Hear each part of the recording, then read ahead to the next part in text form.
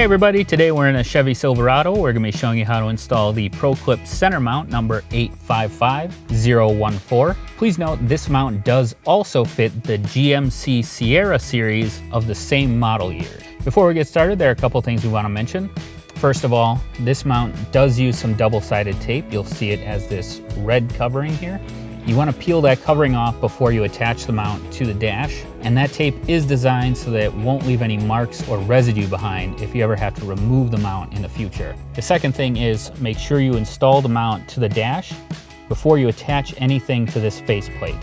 So with that, we'll get started. And this mount is going to attach in two different seams. The first is between the silver part of the dash here and this black piece that goes around the screen, so right under here. The second is between that same silver piece and the upper part of the dash, so right back here. The first thing you're going to want to do is take the included gap opener, and we're going to insert it in the seam just above the screen, just to open it up a little bit.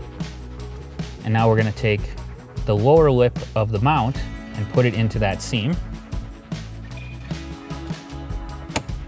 And then we're going to press forward on the faceplate with the thumb and down on the top with our other fingers to snap it into that upper seam.